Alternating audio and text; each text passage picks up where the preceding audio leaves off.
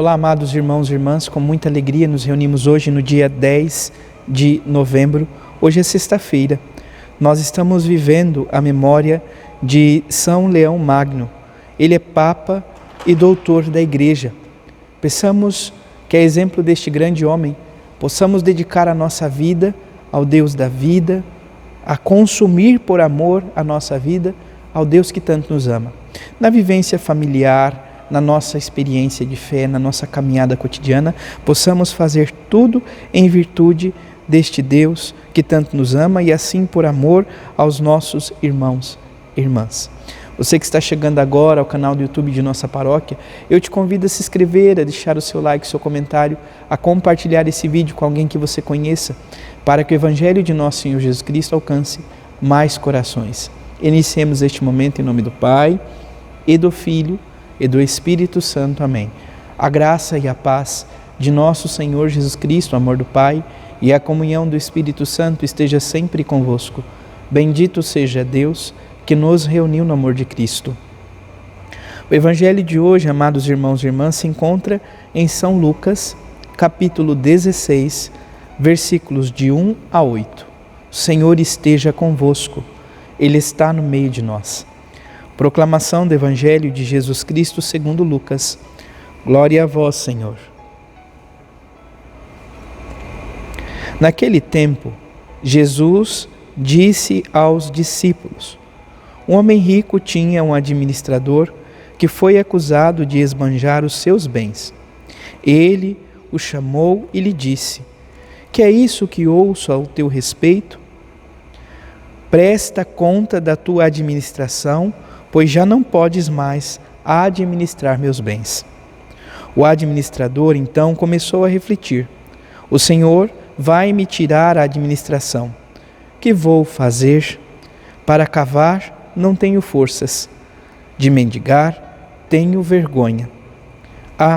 Já sei o que fazer, para que alguém me receba em sua casa quando eu for afastado da administração. Então ele chamou cada um dos que estavam devendo ao seu patrão e perguntou ao primeiro: quanto deves ao meu patrão? Ele respondeu: 100 barris de óleo. O administrador disse: pega a tua conta, senta-te depressa e escreve 50. Depois ele perguntou a outro: e tu, quanto deves? Ele respondeu: 100 medidas de trigo. O administrador disse: pega tua conta e escreve 80. Então o Senhor elogiou o administrador desonesto, porque ele agiu com esperteza. Com efeito, os filhos deste mundo são mais espertos em seus negócios do que os filhos da luz. Palavra da salvação. Glória a vós, Senhor. Vamos ouvir brevemente o relato de hoje. Leão nasceu no final do século IV, na Itália, e lá faleceu em 461.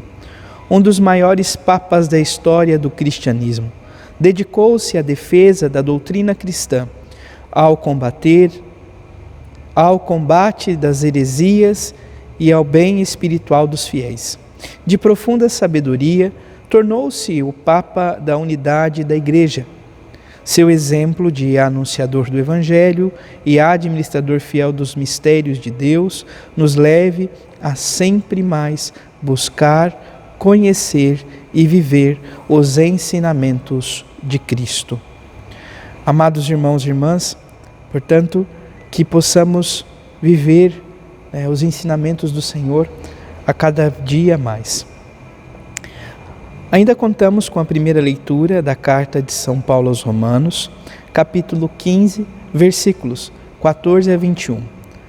Sobretudo nessa parte nós ouvimos: meus irmãos, de minha parte estou convencido a vosso respeito, que vós tendes bastante bondade e ciência, de tal maneira que podeis admoestar-vos uns aos outros. Ou seja, então, esta admoestação, o cuidado, o ensinamento de uns para com os outros, porque há na vivência da comunidade esta presença de bondade e ciência. Contudo, olha o que diz mais à frente São Paulo. Por esta graça, eu fui feito ministro de Jesus Cristo. Que graça é esta? A graça de, sobretudo, se deixar ser envolvido pela graça que Deus lhe deu, pela graça que Deus derramou no coração. Por isso ele diz, por esta graça fui feito ministro de Jesus Cristo entre os pagãos e consagrado servidor do Evangelho de Deus para que os pagãos se tornem uma oferenda bem aceita, santificada no Espírito Santo. Ou seja, então, São Paulo se vê como este missionário, este anunciador do povo além da Judeia, do povo que era conhecido como um povo pagão. Neste contexto, nos encontramos todos nós. Com a graça e o auxílio de Deus, a boa nova chegou até nós. E grande parte, sobretudo, deste mistério ou deste anúncio, dessa graça de levar ao encontro dos demais, o anúncio do Santo Evangelho se dá por São Paulo. Ele é quem escreve, portanto, textos do Novo Testamento que são mais antigos que o próprio Evangelho. Foram as primeiras palavras sobre nosso Senhor Jesus Cristo.